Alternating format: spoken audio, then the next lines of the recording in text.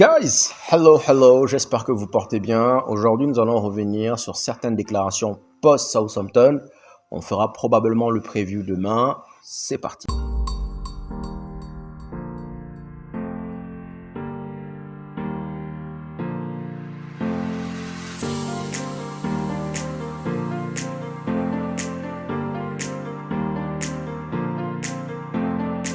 Alors guys, à la suite de la rencontre, Paul Scholes a posé la question à Rubena si oui ou non, une nouvelle fois, c'était une question d'enthousiasme, dû au fait que bien souvent, cette équipe de Manchester United se retrouve dans une situation de complaisance, c'est-à-dire qu'ils ont tendance à choisir leur match.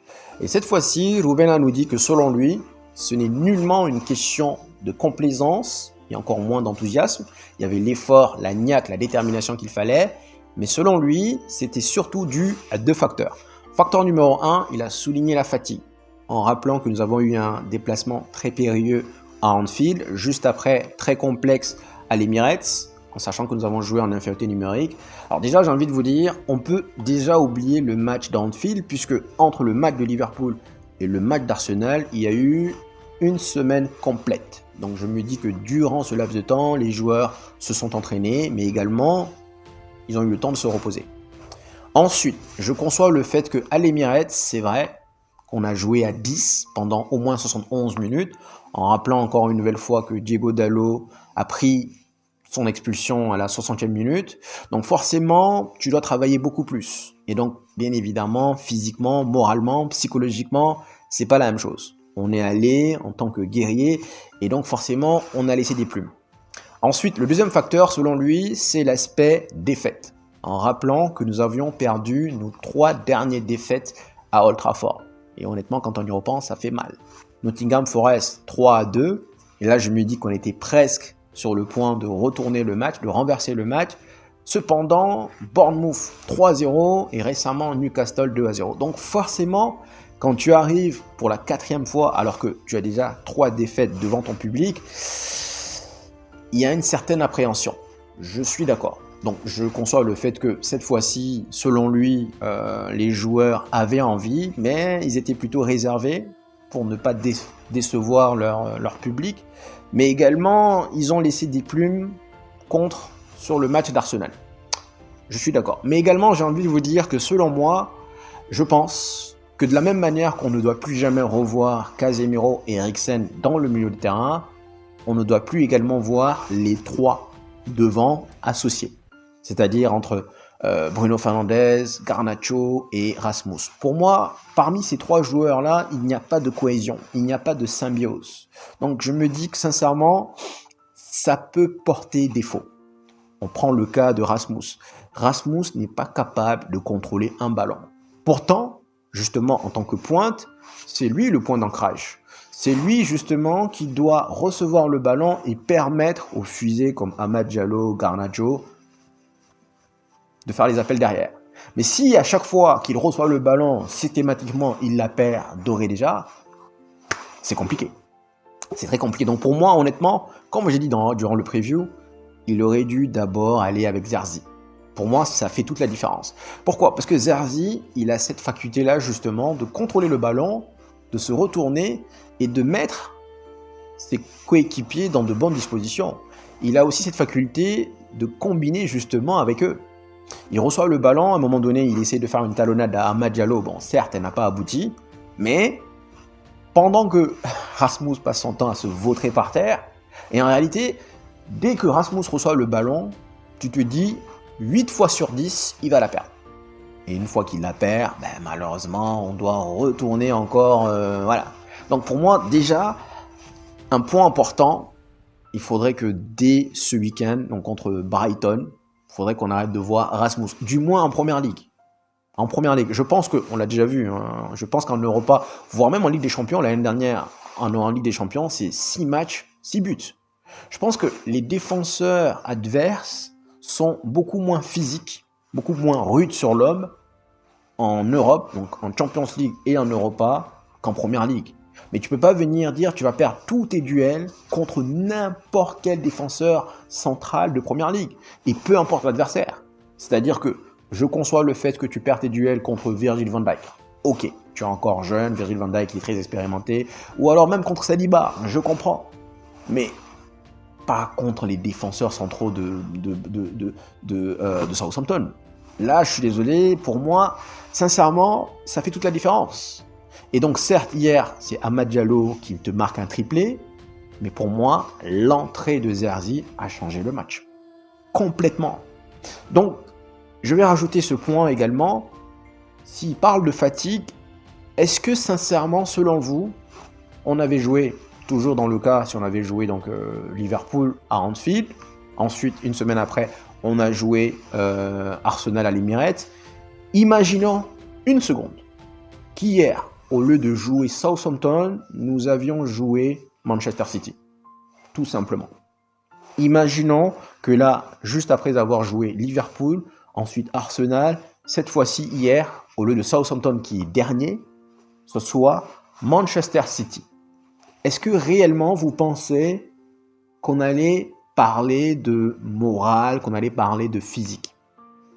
Parce que oui, je conçois le fait qu'on a perdu les 3 derniers matchs, c'est vrai. Donc certes, psychologiquement, ça n'aide pas. Également, on a laissé des plumes sur le match contre Arsenal. Mais si hier, c'était Manchester City, je suis sûr qu'à domicile, on allait montrer un autre visage. Bien qu'il y ait la fatigue. Comme quoi, parfois, c'est psychologique. Ce qui nous amène justement sur le fait que beaucoup de personnes me disent « Pourquoi est-ce que je pronostique des scores aussi larges ?» J'avais pronostiqué durant le preview un score de 3-0. Il y a eu 3-1 au final. Ça, pour moi, j'appelle ça le complexe de l'habitude. Normalement, cette équipe de Southampton, elle n'est pas bonne. Hier, ils ont joué, ils ont été vaillants, de valeureux soldats. Le souci, c'est que le complexe de l'habitude veut dire que systématiquement, tu marques un but, tout de suite, le cerveau devient en autopilotage. Donc là, tous les efforts qu'ils ont fournis jusqu'à la 75e minute, à partir du moment où Amad Diallo a ouvert le score, a égalisé, ils étaient gone.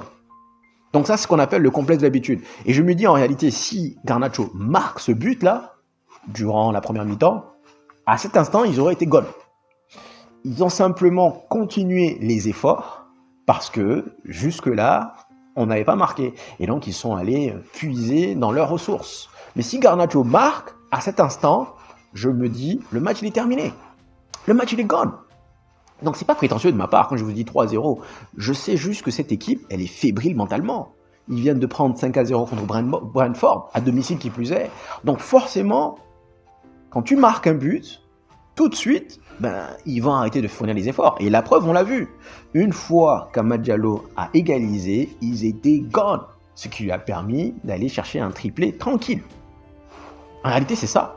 Donc j'ai dit 3-0, 3-0, 3-1, parce que je me suis basé sur le fait qu'à partir du moment où Manchester United va ouvrir le score, le match est terminé.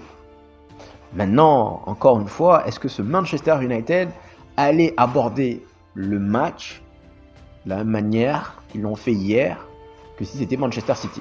Je pense que si c'était Manchester City, bien qu'il y ait eu encore une fois la fatigue morale, psychologique, physique, tout ce que vous voulez, je me dis sincèrement, derrière, on n'allait pas aborder le match de la même manière. Et c'est ça en réalité, c'est ça le problème. C'est qu'à un moment donné, il faut arrêter de se dire ce n'est que Southampton. Parce que ce n'est que Southampton, on savait tous que ça allait être un match piège. Et que là, oui, pour moi, il y a eu 3-1, mais si c'était n'importe quelle équipe, on a joué comme ça, on allait perdre. On allait sincèrement perdre.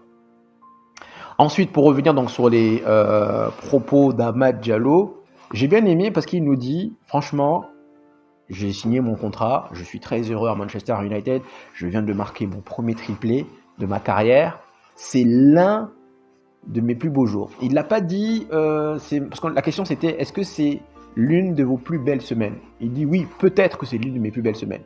Ça veut dire que bon, voilà, là j'ai marqué un triplé, j'ai signé un contrat, mais je ne suis pas rassasié. Je ne vais pas m'en tenir là. Je vais aller chercher encore plus. Après, il y a une phrase que j'ai bien aimée, c'est quand il nous dit peu importe où est-ce que le coach me fait jouer. S'il veut me faire jouer, il a dit, s'il veut me faire jouer en tant que, il n'a pas dit piston, il a dit en tant que latéral droit, piston ou encore 10. Comme quoi, guys, il a été formé en 10. Moi, je me dis, il faudrait peut-être un jour Bon, on joue plus dans ce système, mais Ten Hag aurait pu le faire. On aurait pu l'essayer en 10, plutôt que d'aller chercher Mazraoui en 10. Oh là là. Donc il dit, franchement, ce que j'ai aimé, c'est le fait qu'il nous dise, peu importe où est-ce que le manager veut que je joue. Je suis fier de porter ce maillot et je vais donner toujours mon 100% pour rendre hommage aux supporters. Masterclass. Pourquoi? Parce que je reviens sur des déclarations de Marcus Rashford, par exemple, qui nous dit que ouais, soi-disant, je suis pas très heureux quand je joue en pointe. Peu importe où le manager te demande de jouer, tu y vas et tu joues. C'est ça à jouer pour Manchester United. Et ça souligne toute la différence. Et le pire, le comble même, j'ai envie de vous dire, c'est qu'il y en a un qui vient du centre de formation et l'autre qui a rejoint le club. Cela fait 4 ans, guys. Amad Diallo est arrivé apparemment le 15 janvier 2021. Cela fait déjà 4 ans qu'il est au club. Énorme. Vraiment énorme. Ensuite, Paul Scholes est revenu sur les cas Garnacho et Kobe Melo. Selon lui, on peut vendre Garnacho tout de suite. On n'a qu'à le vendre, réinvestir cet argent en un joueur plus rapide, plus technique et plus vif. Peut-être même plus intelligent. Bon, il n'a pas dit exactement plus intelligent, ça c'est ma touche perso, mais selon lui, Garnacho peut partir tout de suite. En revanche, il y met encore des réserves sur le cas Kobe Melo. Commençons par Garnacho. Déjà, petite parenthèse, apparemment, Chelsea serait dans la course. Bon, reste encore à confirmer, mais Chelsea aimerait bien signer Garnacho. Ils ont déjà pris Sancho, maintenant c'est le tour de Garnacho. J'aimerais comprendre en fait l'idée qui se cache dans le projet de Chelsea. Honnêtement, je crois que là actuellement ils ont 3 équipes. Combien d'ailiers vous allez entasser? Combien de joueurs vous allez cumuler? Donc honnêtement, si jamais Chelsea se dit dans la course pour Garnacho, 110 millions, je laisse partir. Je pense sincèrement que je vais le laisser partir. Par rapport au match qu'il a accompli hier, certes, il a soufflé le chaud et le froid, mais j'ai envie de vous dire, franchement, c'est un peu comme Anthony Elanga. Vous voyez là, actuellement, Anthony Elanga, il fait des merveilles à Nottingham Forest. Mais est-ce que, à cet instant, je regrette son départ? Je vous dirais non. Franchement. Greenwood, oui, mais Anthony Elanga, je me dis non. Parce que Manchester United, quelque part, on a besoin des jeunes joueurs. On doit intégrer les jeunes pousses qui sortent de l'académie. Mais est-ce que réellement, on a cette patience? Je parle des fans. Est-ce que nous avons cette patience pour pouvoir développer un joueur? Anthony Elanga, aujourd'hui, il faut souligner qu'il est devenu un bon joueur, mais c'est surtout au fait que Nottingham Forest a eu le temps de vraiment le faire émerger. Est-ce que oui ou non, nous avons cette patience-là pour Garnacho? Je vous ai dit, oui, sincèrement, moi, j'aimerais qu'on attende de voir. Mais quand on revient sur son match d'hier, il aurait pu avoir une passe décisive pour Anthony. Oh mon Dieu, d'ailleurs, guys, Anthony, comment il rate ça? Comme quoi, la confiance, ça aide. Je me dis sincèrement que ce même Anthony qui venait d'arriver, souvenez-vous à son arrivée, c'était 3 matchs, 3 buts. Contre Arsenal, contre Everton et puis je ne sais plus contre qui. C'était de beaux buts. Mais là, il est perdu. Bref, donc normalement hier, Garnacho aurait pu avoir une passe décisive. Maintenant, il aurait même pu avoir un but par rapport à la passe de Rasmus. Il aurait pu avoir même un deuxième but s'il n'était pas endormi sur la passe de Maino. Et donc, par rapport à cela, par rapport au match d'hier, je vous dirais que, sincèrement, là, si Chelsea arrive avec 70 millions, je laisserai partir. Bien que ce soit Chelsea. Généralement, je n'aime pas vendre, et cela m'a fait mal, mais alors très mal quand on a vendu Sancho à Chelsea. Non pas parce que je voulais le garder, mais pour moi, j'ai pas envie de vendre un joueur à un concurrent direct pour que ce même joueur revienne chez nous, à Old Trafford, nous la faire à l'envers. Par rapport à cela... Mais Garnacho, je me dis en réalité, vu le nombre de joueurs que Chelsea a, en termes d'ailier, ils en ont combien? Est-ce que réellement il va aller jouer, s'imposer? Bon, c'est possible. Mais sincèrement, là, je me dis, est-ce qu'on a le temps de le développer? Est-ce que nous, fans, on a le temps de le voir émerger? Si on prend le petit malien d'Orgelès, là, est-ce que déjà à cet instant, il n'est pas déjà un produit, un meilleur produit fini que Garnacho? Honnêtement. Sur le cas Kobe Meno, guys, on le dit régulièrement, certains des joueurs de Manchester United choisissent leur match. Et bien que Rubena nous dit que hier, selon lui, ce n'était pas le cas, je pense que certains de ces joueurs choisissent leur match. Maintenant, la question qu'il faut se poser, c'est est-ce que Kobbie Mainoo, selon vous, je pense que beaucoup d'entre vous le pensent, mais est-ce que selon vous, Kobbie Mainoo fait partie de ces joueurs-là? Je choisis mes matchs.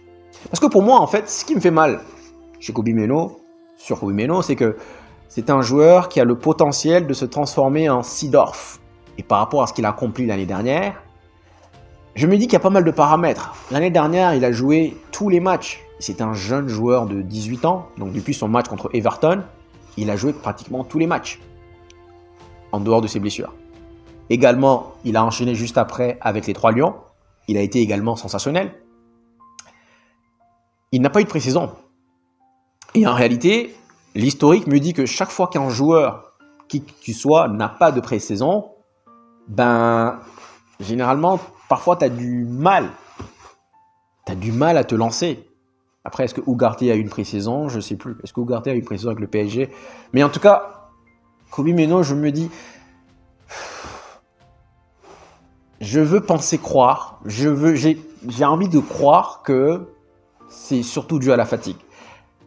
Et que honnêtement, ça me ferait mal, parce que je sais que beaucoup d'entre vous l'ont classé dans cette catégorie, que c'est un joueur qui pense qu'il est arrivé.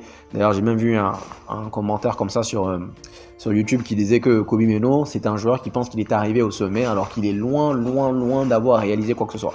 Et sur ce point, je suis totalement d'accord. Je suis totalement d'accord et je suis en phase avec vous. Mais je me dis, il a été énorme également contre Arsenal, voire même contre Liverpool, surtout Liverpool. Et d'ailleurs, contre Arsenal, il est sorti à la 60e minute. Remplacé par Collière. Donc, est-ce qu'on peut mettre ça sur le dos de la fatigue? J'espère, sincèrement. J'espère vraiment. Donc, pour l'instant, je pense que je vais faire comme Paul Scholes. Si on a une offre, bien que je vous ai dit que Garnacho, je vais le garder, mais si jamais on a une offre de 70 millions, honnêtement, je le laisse partir. Parce que 110 millions, vu que Ineos ne veut pas investir, 110 millions va nous permettre... Apparemment, puis ils vont piller ça, tu as des points en plus, tu as des bonus supplémentaires quand tu vends tes joueurs. C'est bête, mais bon, bref. 110 millions va nous permettre d'investir normalement, si jamais bien évidemment on investit le package, va nous permettre d'avoir un ailier et un piston. Je pense qu'avec 110 millions, tu peux avoir 2 bons joueurs là. Maintenant, la question qu'il faut se poser, Garnacho il a 20 ans, est-ce que oui ou non, tu peux trouver un jeune joueur de 20 ans également, mais plus prodigieux que Garnacho. Et si on pose la question pour Garnacho, on peut également poser la question sur Kobbie Mainoo. Mais Kobbie Mainoo, en fait, pour moi, Kobbie Mainoo, il rentre dans une catégorie de pépites. Garnacho, c'est à développer. Kobbie Mainoo, je trouve qu'il a beaucoup de potentiel. Si je dois juste mesurer le potentiel, pour moi, Kobbie Mainoo est en avance. Maintenant, est-ce que oui ou non, il va se transformer en Seedorf? Ça, c'est une autre question. Mais non. Voilà.